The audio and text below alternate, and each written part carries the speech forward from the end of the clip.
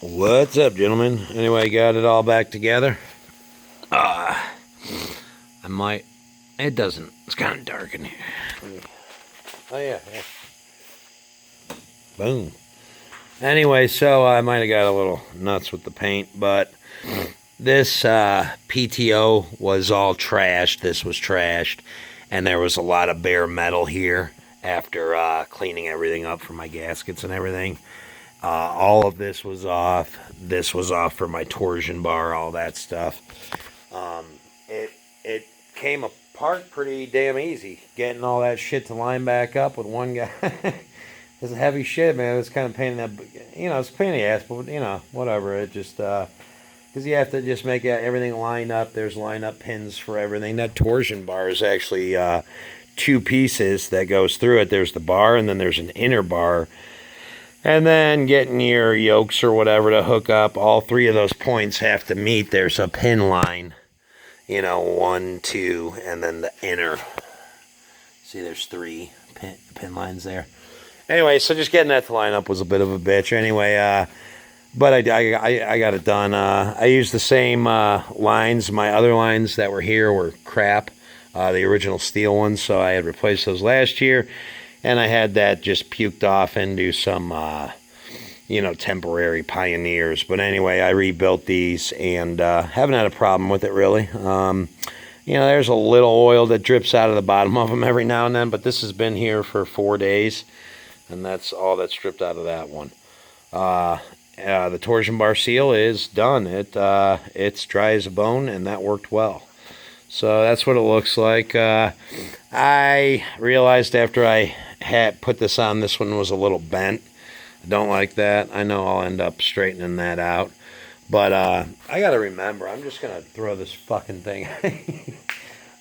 I'm probably going to put this thing on a TMR. It's like, I need to buy a piece of shit to do that. I don't want to do it to her, But anyway, so now, this isn't as bad as it looks. I had a ton of friggin' slop in my front end. I mean, my wheels were, pretty bad. And it was just, there was a ton of slop in there. And after taking everything apart, there wasn't any slop in here, obviously. But that still looks really good, But the bearings are all pretty good in there. I'm going to go, I might as well replace them. They're cheap, and while I have it apart. So that's fine too. But anyway, so my slot problem, look at this shaft. That's not a big deal. There's here's the assembly. I guess I'm kind of getting all over the place. So the only parts are number 3, which is a felt washer, and then there's a bearing in there. This bearing didn't look bad at all. I mean, it looked really good. I mean, everything is still intact in there. But what I figured out was, and I kind of figured it out before I had it all the way off on the one side. These bolts were a bitch to get off, so I used this and that bar over there, and a ton of that. But anyway, I got them off, and I realized what it was, and I'm almost positive of this, is they just got loose. Those nuts got loose because you bend these washers over on it. Maybe I can show you here in the book. I don't want to get it all greasy, but for for you guys, anything, where does they have it? Anyway, you bend the washer over. I don't know, and it wasn't like that. Yeah, right there. So there's that washer. Look at that. You bend it down and then you bend it up. It wasn't like that. And after I got it all PB blasted and shit, I got like a turn and a half. I'm like, damn, that tightened it up, and there was no slop in it. I was like, holy shit, man. And then I looked down in here, and I obviously put brake cleaner all over this just to, here, let me get a better light, just to inspect it a little more. These races look fine, but, they're brass or whatever, and there's 2 of them. There's one there and one in the bottom. They look all right. They may be a little bit worn. Yeah, maybe a little bit. I got it apart, and they're cheap. I might as well replace them. I do see. Sorry about the filming here. I'm left or whatever. We got a part, I might as well do it. They're little brass bushings, man. They're pretty easy to get in there. But I thought this was going to be a little worse, man. My spindle, everything is in good shape, you know. I mean, there's a little bit of pitting in there, but I mean, it's good. Are you guys zoomed in? Oh, I guess not.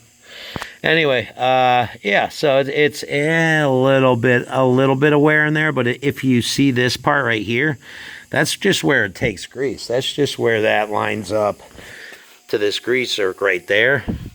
And that's how it gets grease, right in between there, in between those two bushings. So actually, that's not pitted. That's in really good shape. And everything else, I mean, I feel a machined lip right here. But anyway, long story short, I'm going to tighten it up, and I'm going to replace a couple bearings and put it back together, and I won't have any more problems with that. So it was getting sloppy to the point I didn't feel comfortable, like, you know, it was bad, man, and I just needed to get it fucking done.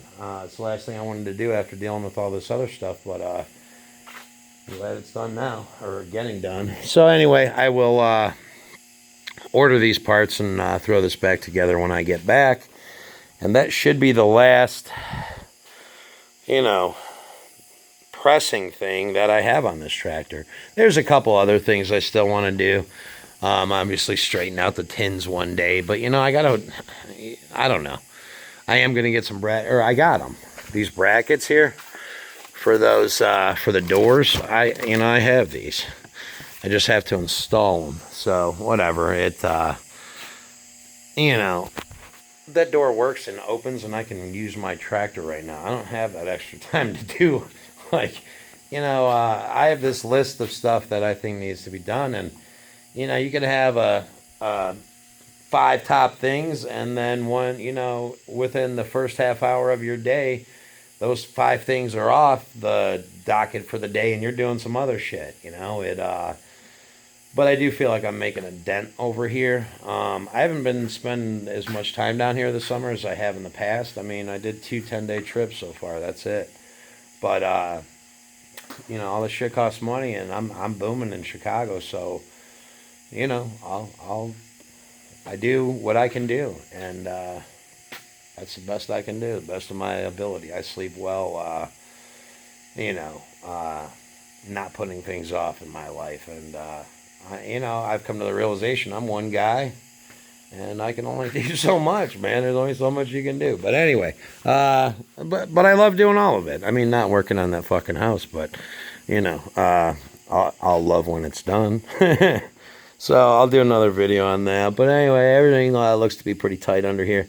I may explore widening this bitch, but everything I read on that says it's a motherfucker. So yeah, I mean, I got it up. I might as well. I mean, you know, you take out those pins and things should slide out. And I've been hitting it with you